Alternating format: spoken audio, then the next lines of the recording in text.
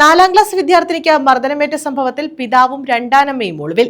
നൂറിനാട് ആദിക്കാട്ടുകുളങ്ങര കഞ്ചുകോട് സ്വദേശി അൻസാർ, രണ്ടാം ഭാര്യ ഷെഫീന എന്നിവരാണ് ഒളിവിൽ പോയത്. ഇതേസമയം സംഭവത്തിൽ ബാലാവകാശ കമ്മീഷൻ റിപ്പോർട്ട് ആവശ്യപ്പെട്ടു. നൂറനാട് ആദിക്കാട്ടുകുളങ്ങരയിൽ 4ാം ക്ലാസ് വിദ്യാർത്ഥിനിക്ക് ക്രൂരമർദ്ദനമേറ്റ സംഭവത്തിൽ പിതാവും രണ്ടാനമ്മയും ഒളിവിൽ.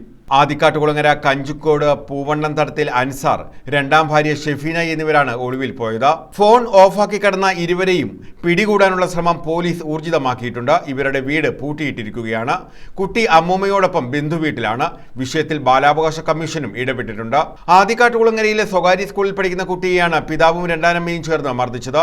കുട്ടിയുടെ മുഖത്തുൾപ്പെടെ അടിയേറ്റ പാട് ശ്രദ്ധയിൽപ്പെട്ട അധ്യാപകർ തിരക്കിയപ്പോഴാണ് വിവരം പുറത്തറിഞ്ഞത്. പിതാവ്, രണ്ടാനമ്മ എന്നിവരിൽ നിന്ന് നേരിട്ട പ്രയാസങ്ങളും മർദ്ദനത്തെ പറ്റിയുള്ള വിവരവും എന്റെ അനുഭവം എന്ന തലക്കെട്ടിൽ കുട്ടി നോട്ട്ബുക്കിൽ കുറിച്ചിരുന്നു. അധ്യാപകർ മാതാപിതാക്കളെ വിളിച്ചെങ്കിലും എത്തിയില്ല. പോലീസ് കേസെടുക്കുകയും കുട്ടിക്ക് ചികിത്സ നൽകാൻ നിർദ്ദേശിക്കുകയും ചെയ്തു. ഇതോടെയാണ് പിതാവും രണ്ടാനമ്മയും മുങ്ങിയത്.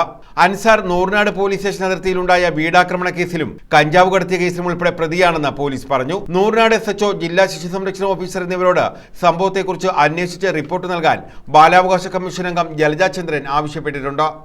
News bureau, Charummood.